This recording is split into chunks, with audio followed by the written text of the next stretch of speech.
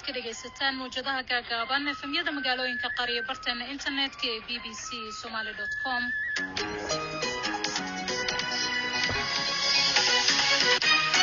kulan wanaagsan dhagaystayaal, waa Arbaco 27 bisha Febraayo sanadka 2019 saacada Afrikada Barina waa 2 duhurnimo. qodobadan idaacadeena idinku hayno waxa kamid ah xiisada Pakistan iyo Hindiya oo cirka maraysa. haddaba ma laga yaabaa in waxa ka dhacay Pakistan ay saameeyaan muslimiinta Hindiya ku nool?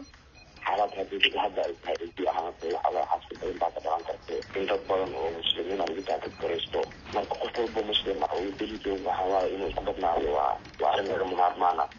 mucaaradka Nigeria waxa ay qaadaceen natiijada doorashadii madaxtinimo ee dalkaasi ka dhacday. ciidanka amniga magaalada Kismaayo oo kala eriyay dad u soo baxay soo dhaweynta xildhibaan dowladda federaalka ka tirsan iyo wararkii ugu dambeeyay ee ciyaaraha.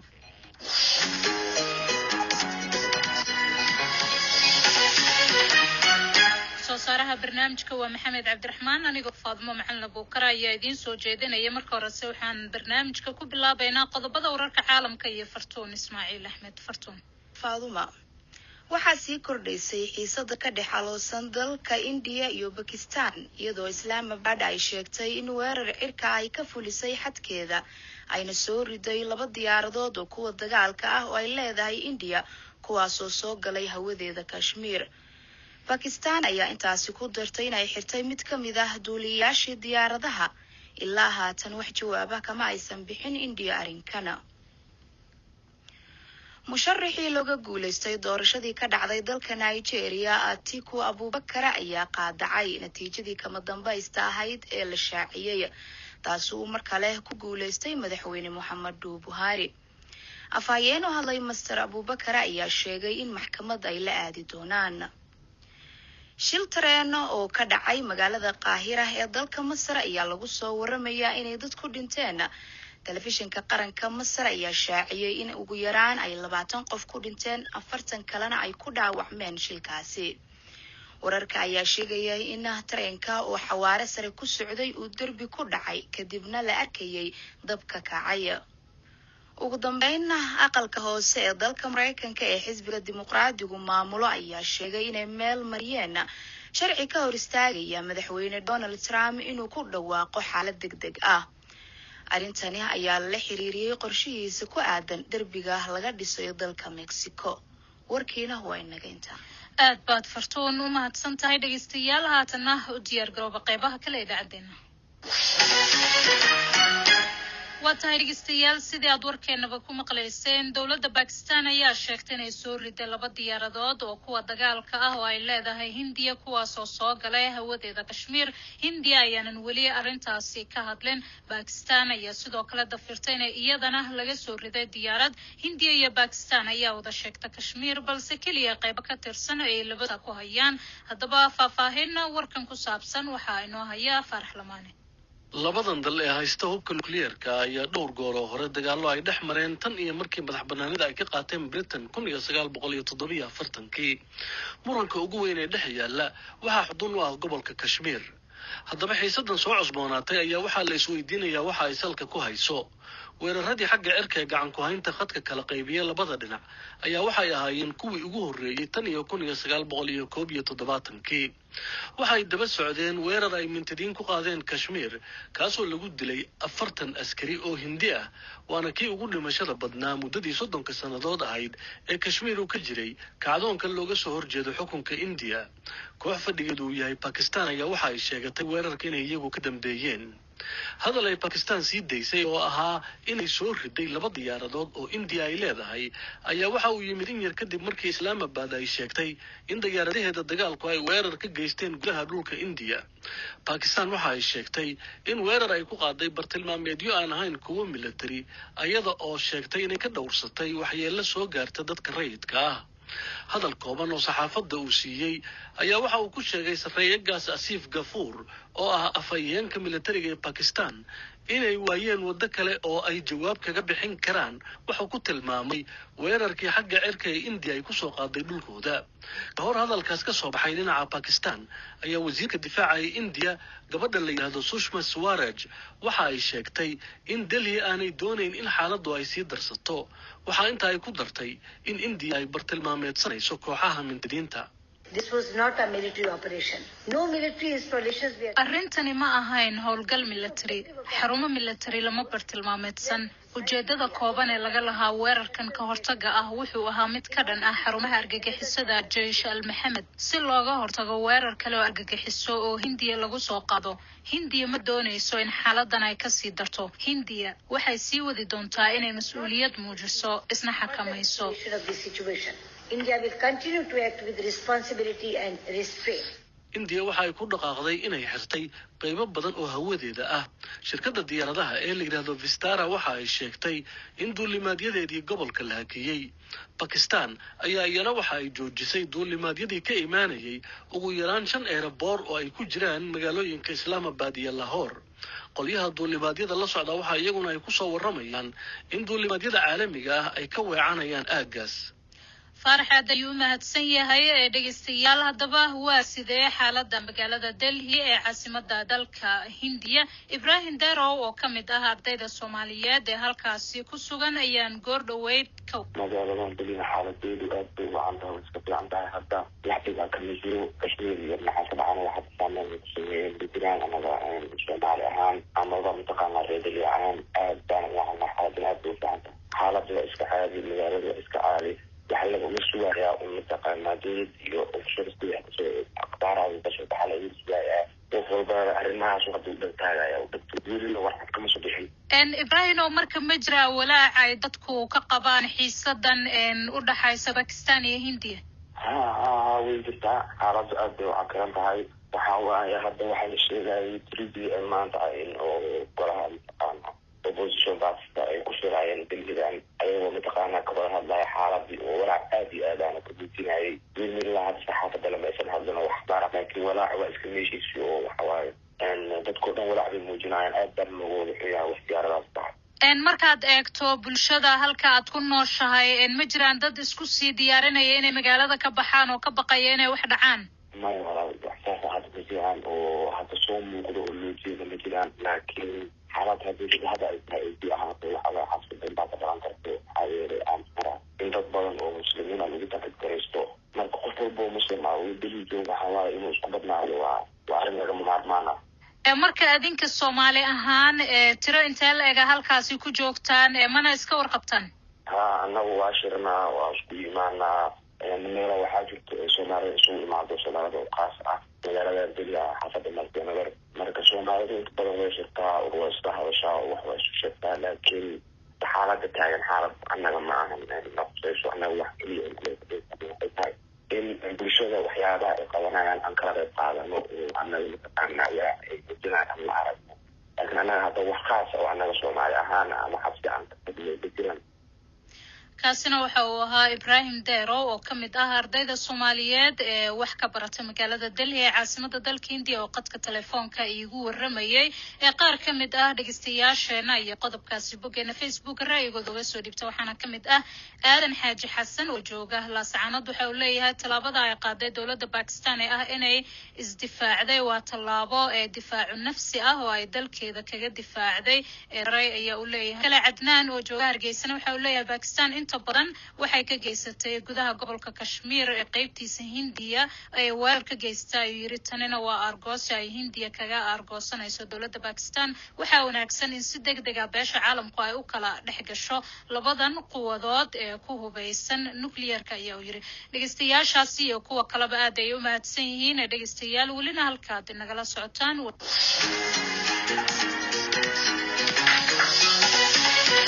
واتاي dhegeystayaal haatana ciidanka amniga magaalada Kismaayo ayaa waxa kala eriyeen dad u soo baxay inay soo dhaweeyaan xildhibaan Cabdirashiid Maxamed Xidig oo ka tirsan baarlamaanka federaalka oo goordhow gaaray magaaladaasi Kismaayo. Haddaba kala eriyada dadkan ayaa waxa ay imaanaysaa saacada uun kadib markii guddiga amniga ee maamul goboleedka Jubbaland uu soo saaray awaamiir la xiriirta amniga iyo doorashooyinka ee ku soo fooda leh ee maamulkaasi. Haddaba wariyaheena magaalada muqdisho Ibrahim Maxamed Aadan ayaa haatan qadka si toos ah ugu jira Ibrahim bal arintaasi faahfaahin dheeraad ah inaga sii. Faadimo dumar iyo rag u soo baxay saaka yimaadaan garoonka diyaaradaha ee magaalada Kismaayo si ay u soo dhaweeyaan xildhibaan Cabdirashiid Maxamed Xidig ayaa ciidamada amnigu kala eriyeen. Dabadeed dadkaasi waxay mar kale yimaadeen bartamaha magaalada hayeeshee wariyayaal muuqaalo iyo sawirro ka duubaya iyo iyagaba markii dambe ciidanka amniga ayaa kala eriyay. Daqiiqado ka hor waxa garoonka diyaaradaha ee magaalada Kismaayo ka dhigay xildhibaan Cabdirashiid Maxamed Xidig oo ka tirsan baarlamaanka federaalka oo ay dadkaasi soo dhaweyn lahaayeen. Cabdirashiid Xidig waxa uu diiday in uu raaco gaadiidka dowladda maadaama loo diiday kuwiisii gaarka ahaa in ay garoonka galaan. Arrimahan oo dhan waxay imaanayaan iyadoo xalay guddiga amniga ee maamul goboleedku uu soo saaray awaamiir la xiriirta doorashooyinka la filaya inay ka dhacaan Jubbaland.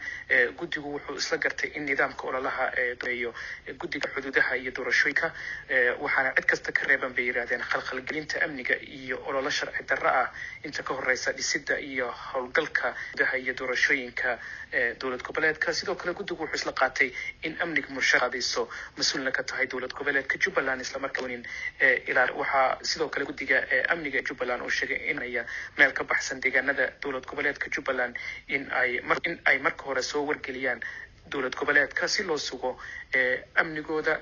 ilaa hadda murashax ku dhawaaqay inuu u tartamayo xilka madaxweynaha iyo kan baarlamaanka inkastoo meelaha qaar ay soo bandhigeen haddana ma jiraan number hadda la og yahay iyo guddi doorasho oo la sameeyay. Cabdirashiid Maxamed Xidig oo saaka intaanu Kismaayo gaarin aan telefoonka kula hadlayna wuxuu ii sheegay in isagoo xildhibaan baarlamaan ah uu ku socdo magaalada Kismaayo wixii intaa dhaafsiisanna uu dib kasoo sheegi doono. Marka Kismaayo way deganeed maanta inkastoo shaqaaqooyinka yaryar laga soo wariyay. Faadimo waata Ibrahim marka ka waran doorashadan iyadana la isku haystana goormay dhacaysaa? doorashooyinkani Jubbaland madaxweynaha iyo baarlamaanka bilaha soo socda ayaa la filayaa inay dhacaan. Waxaa soo hormari doonta in marka hore baarlamaanka hadda jira oo waqtigiisu dhamaanayo in baarlamaankii bedeli lahaa la bilaabo sidii loo soo xuli lahaa bisha afraad ee sanadka ama bisha Abriil. bisha 8aadna waxaa lagu wadaa inay dhacdo doorashada madaxtooyada Jubbaland oo lagu wado in madaxweynaha la soo doorto. Marka waxaad moodaa in bilo dheeri ah oo ku dhawaad ilaa 6 bilood ay doorashada u dambaysa ay ka dhiman tahay. laakiin sidaas ay tahay haddaba waxaa bilowday siyaasiyiin fara badan oo hanqal taagaya sidii ay doorashooyinkaasi uga qayb geli lahaayeen. qaar doonaya in ay baarlamaanka cusub ka mid noqdaan iyo kuwo kale oo doonaya in ay madaxweyne u tartamaan. laakiin ilaa hadda guddiga doorashada lama hayo. Faadimo aad ayaad u mahadsan tahay. kaasina waxa uu ahaa wariyaheena magaalada muqdisho Ibrahim Maxamed Aadan oo qadka si toos ah markaasi ugu jiray. haatana Nigeria haddii aan aadno madaxweynaha dalkaasi Muhammadu Buhari ayaa mar kale waxaa loo doortay madaxtinimada Nigeria sida ay muujinayso natiijada kama dambaysta ah ee doorashadii Sabtidii dhacday. hogaamiyahan 76 sano jirka ah ayaa ka guuleystay madaxweyne ku-xigeenkiisii hore Atiku Abubakar isagoo kaga badiyay wax ka yar 4 milyan oo cod ah. xisbiga Abubakar ee PDP ayaana natiijadaasi qaadacay. wariyaha BBC da Tommy Oladipo oo ku sugan magaalada Abuja ayaa warkan noo soo diray. waa kan Xasan Haybe oo soo jeediya. codadka ugu badan ayuu ka helay dhanka waqooyiga halkaas oo Muhammadu Buhari uu ku leeyahay taageerayaal badan. markii lagu dhawaaqay natiijadana waxa uu ballan qaaday in uu sii xoojin doono dadaalada dhanka ammaanka, dib u qaabaynta dhaqaalaha iyo la dagaalanka musuqmaasuqa. balse ninka kaalinta labaad galay ayaa su'aal galiyay natiijada, wuxuuna sheegay in uu qorsheynayo in uu maxkamad la tiigsan doono. Atiku Abubakar oo ah gudoomiyaha xisbiga mucaaradka ee ugu awood badan dalkaas ayaa sheegay in uu isweydiinayo in goobtii taageerayaashiisu ay ku xoog badnaayeen ee koonfurta ay dadka doorashada u soo baxay yaraayeen. marka loo fiiriyo meelo kaleete oo ammaan darro ay ka jirtay. kormeerayaashii doorashada ayaa hoosta ka xariiqay in meelaha qaarkood ay ka dhaceen cillado farsamo, balse ma aysan soo sheegin wax isdabamarina. marka la fiiriyo 84 milyan ee ruux ee doorashada isu diiwaangeliyay, waxaa la filayay in ay noqon doonto doorashadii ugu ballaarnayd ee Afrika ka dhacda, balse dadka codeeyay oo 30% ahaa ayaa ka dhigtay meeshii ugu hooseysay. xasan hay hadsan yahay dhageystayaal weli halka aad nagala socotaan waa BBC.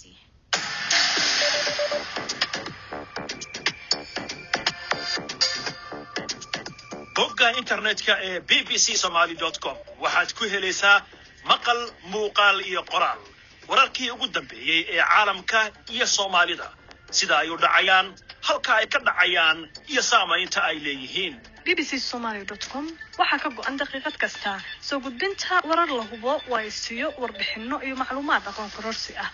haddaba si aad u hesho adeegyadaasi si fudud, abka BBC Somali ugala soo deg Google Play ama App Store-ka. bbcsomali.com waa halka ugu horeysa ee wararka laga helo. bbcsomali.com mar kasta iyo meel kasta.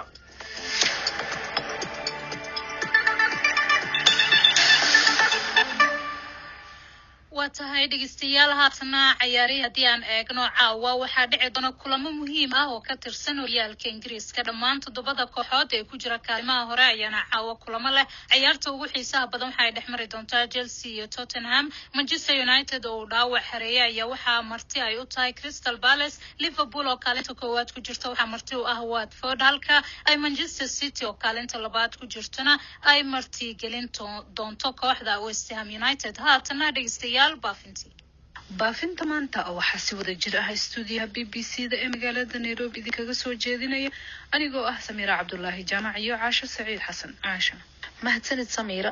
baafinta ugu horeysa maanta waxay naga soo gaartay Ifraax Nuur Cali oo joogto Wisil. waxay baafinaysaa Asad Nuur Cali waxa ugu wardambeysay isagoo ku sugan Djibouti 2007. haddaba haddii uu la maqlay Asad Nuur ama way jirto cid garanaysa, fadlan warkiisa la gaarsiiyo Ifraax Nuur ayadoo wixii waraa loo sii marin karo xafiiska baafinta bisha cas ee ku leedahay Wisil. xaawa xasan murjaan oo joogta Afgooye waxay baafinaysaa Xasan Sheekh Nuur Cabdalla waxa ugu wardambeysay isagoo ku sugan dalka Cameroon sanadii 2000. haddaba haddii uu maqlayo Xasan Sheekh Nuur Cabdalla ama bay jirto cid garanaysa, fadlan warkiisa la gaarsiiyo xaawa xasan murjaan iyadoo wixii waraa loo sii marin karo xafiiska baafinta bisha cas ee ku leedahay marka ama telefoonka numbarkiisu yahay 2526454535. Duraan Aadan Faarax oo jooga Wisil waxa uu baafinayaa Faynuus Aadan Faarax waxa ugu wardambeysay ku sugan Masar 1999. haddaba haddii ay maqlayso Faynuus ama way jirto cid garanaysa, fadlan warkeeda la gaarsiiyo Duraan Aadan iyadoo wixii waraa loo sii marin karo xafiiska baafinta bisha cas ee ku leedahay Wisil. xaamud cali xasan oo jooga marka waxa uu baafinayaa Xamiida Xaamud Cali waxa ugu wardambeysay iyadoo ku sugan Zambia sanadii 2004. haddaba haddii ay maqlayso Xamiida Xaamud Cali ama bay jirto cid garanaysa, fadlan warkeeda la gaarsiiyo Xaamud Cali Xasan iyadoo wixii waraa loo sii marin karo xafiiska baafinta bisha cas ee ku leedahay marka ama telefoonka numbarkiisu yahay 2526894555. Ramlo Ahmed Cabdi oo joogta Baraawe waxay baafinaysaa Aweys Abu Ahmed waxa ugu wardambeysay isagoo ku sugan Kenya 2014. haddaba haddii uu maqlayo Aweys Abu ama bay jirto cid garanaysa, fadlan warkiisa la gaarsiiyo Ramlo Ahmed iyadoo wixii waraa loo sii marin karo xafiiska baafinta bisha cas ee ku leedahay Baraawe. Asad Saciid Axmed oo jooga Walaweyn waxa uu baafinayaa Cali Asad Saciid waxa ugu wardambeysay isagoo ku sugan dalka Yemen sanadii 2000. haddaba haddii uu maqlayo Cali Asad Saciid ama bay jirto cid garanaysa, fadlan warkiisa la gaarsiiyo Asad Saciid Axmed iyadoo wixii waraa loo sii marin karo xafiiska baafinta bisha cas ee ku leedahay marka ama telefoonka numbarkiisu yahay 25264929. Fartuun Ahmed Iidow oo joogto Walaweyn waxay baafinaysaa Axmed Jibril Deere waxa ugu wardambeysay isagoo ku sugan Zambia 2003. haddaba haddii uu maqlayo Axmed Jibril ama bay jirto cid garanaysa, fadlan warkiisa la gaarsiiyo Fartuun Ahmed iyadoo wixii waraa loo sii marin karo xafiiska baafinta bisha cas ee ku leedahay Walaweyn. ama taleefanka lambarkiisu uu yahay 2516 mahdi cabdi aadan oo jooga qoryooley waxa uu baafinayaa saadaq cabduli aadan waxa uu dambeysay isagoo ku sugan dalka Canada sanadii 1994 haddaba haddii uu maqlayo saadaq cabduli aadan ama way jirto cid garanaysa fadlan warkiisa hal gaarsiiyo mahdi cabdi aadan iyadoo wixii waraa loo sii marin karo xafiiska baafinta bisha cas ee ku leedahay marka ama telefoonka numbarkiisu yahay 25565589 Aamina Axmed Kuulo oo joogta Afgooy waxay baafinaysaa Salaad Axmed Cabdulle waxa uu wardambeysay isagoo ku sugan dalka Hindiya 1995 haddaba haddii uu maqlayo Salaad Axmed ama way jirto cid garanaysa fadlan warkiisa hal gaarsiiyo Aamina Axmed Kuulo ayadoo wixii waraa loo sii marin karo xafiiska baafinta bisha cas ee ku leedahay Afgooy Ahmed Farax Yusuf oo jooga Kuntuwaare waxa uu baafinayaa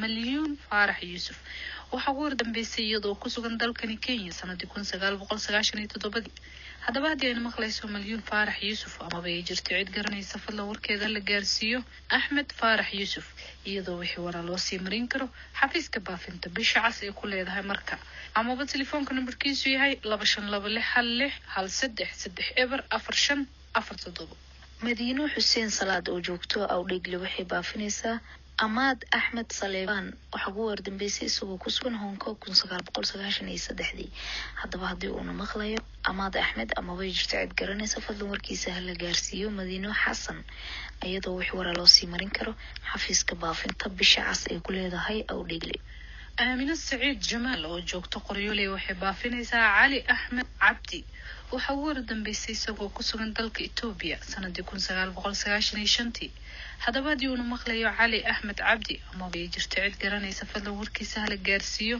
Aamina Saciid Jamaal iyadoo wixii waraa loo sii marin karo xafiiska baafinta bisha cas ee ku leedahay marka ama telefoonka numbarkiisu yahay 25568844 Ciise Oof Cabdulle oo jooga Golweyn waxa uu baafinayaa Maryan Ciise Oof waxa uu wardambeysay iyadoo ku sugan Djibouti 2004 haddaba haddii uu maqlayo Ciise ama way jirto cid garanaysa fadlan warkiisa hal gaarsiiyo Maryan Ciise ayadoo wixii waraa loo sii marin karo xafiiska baafinta bisha cas ee ku leedahay Golweyn Shamso Ahmed Farax oo joogta Afgooy waxay baafinaysaa Aamina Ahmed Farax waxa uu dambeysay iyadoo ku sugan dalka Holland sanadii 1993 haddaba haddii ay maqlayso Aamina Ahmed Farax ama way jirto cid garanaysa fadlan warkeeda hal gaarsiiyo Shamso Ahmed Farax iyadoo wixii waraa loo sii marin karo xafiiska baafinta bisha cas ee ku leedahay Afgooy ama telefoonka numbarkiisu yahay 25568889 Xasan Maxamed Yuusuf oo jooga Awdheegle waxa uu baafinayaa Yaasiin Axmed Cabdulle waxa uu wardambeysay isagoo ku sugan Talyaaniga 1994 haddaba haddii uu maqlayo Yaasiin Axmed Cabdulle ama way jirto cid garanaysa fadlan warkiisa hal gaarsiiyo Xasan Maxamed Yuusuf ayadoo wixii waraa loo sii marin karo xafiiska baafinta bisha cas ee ku leedahay Awdheegle Samiira Aadan Siyaad oo joogta Qoryooley waxay baafinaysaa Cali Aadan Siyaad waxa uu dambeysay isagoo ku sugan dalka Liibiya sanadii 1990 haddaba haddii uu maqlayo Cali Aadan Siyaad ama way jirto cid garanaysa fadlan warkiisa hal gaarsiiyo Samiiro Aadan Siyaad iyadoo wixii waraa loo sii marin karo xafiiska baafinta bisha cas ee ku leedahay Qoryooley ama telefoonka numbarkiisu yahay 2556954878 Mustafa Aadan Cali oo jooga Walaweyn waxa uu baafinayaa Yusuf Aadan Cali waxa uu wardambeysay isagoo ku sugan Jarmalka 2000 haddaba haddii uu maqlayo Yusuf Aadan Cali ama way jirto cid garanaysa fadlan warkiisa hal gaarsiiyo Mustafa Aadan Cali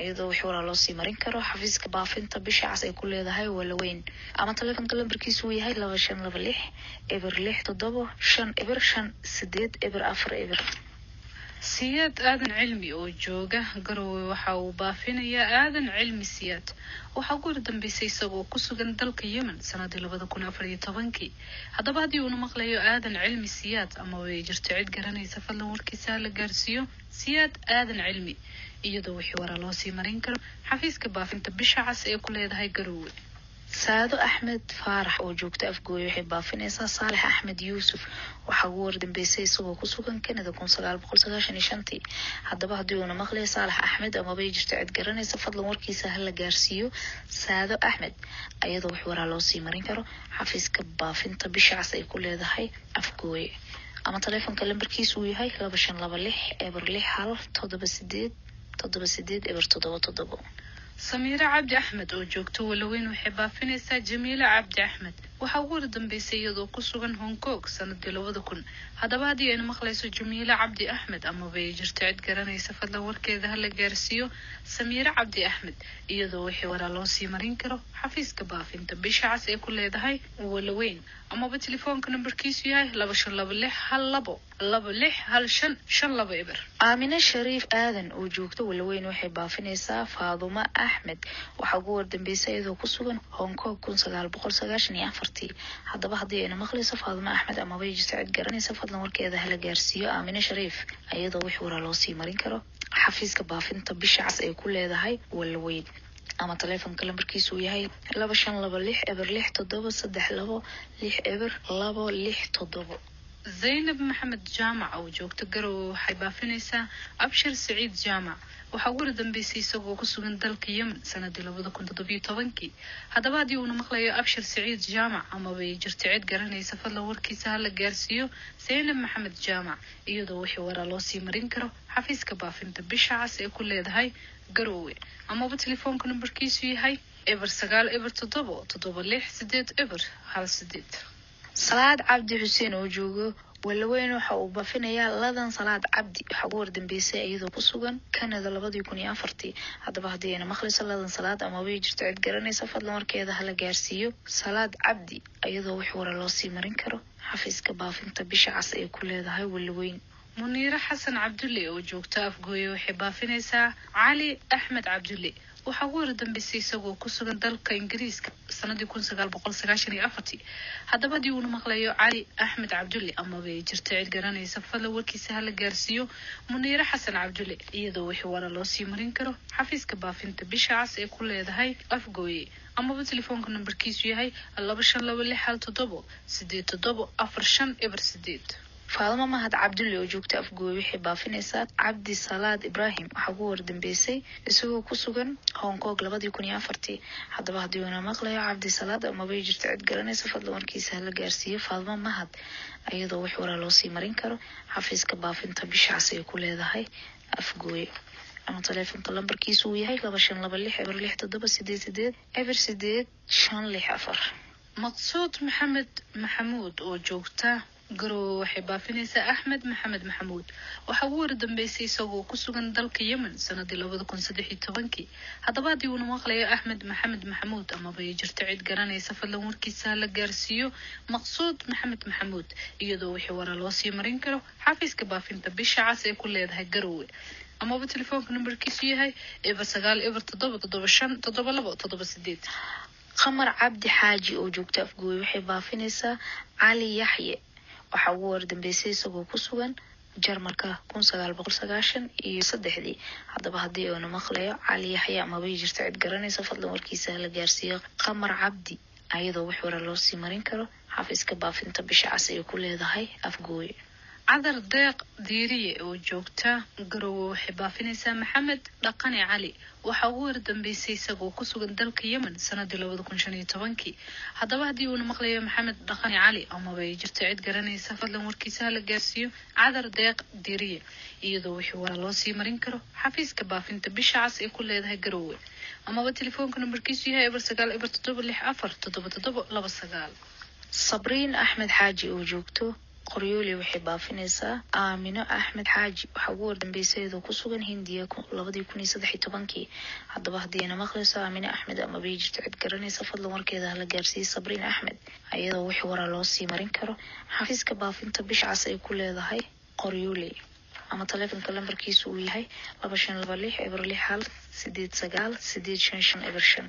raable cumar ciise oo jooga garowe waxa uu baafinayaa shukri cumar ciise waxa ugu dambeysay iyadoo ku sugan dalka Yemen sanadii 2013 haddaba haddii ay maqlayso shukri cumar ciise ama bay jirto cid garanaysa fadlan warkeeda hala gaarsiiyo raable cumar ciise iyadoo wixii waraa loo sii marin karo xafiiska baafinta bisha cas ee ku leedahay garowe ama telefoonka nambarkiisu yahay eber 9 eber 6 18 13 15 eber 2 baafintina maanta nageynta. yihiin Samiira iyo waliba caasho baafinta inala socodsiinaya idaacadeena duurnimo ayna dhageystayaal ugu dambeysay waxa ay noo ballan saacada marka ay tahay 5 galabnimo inta ka horeysa sidaa iyo nabadgelyo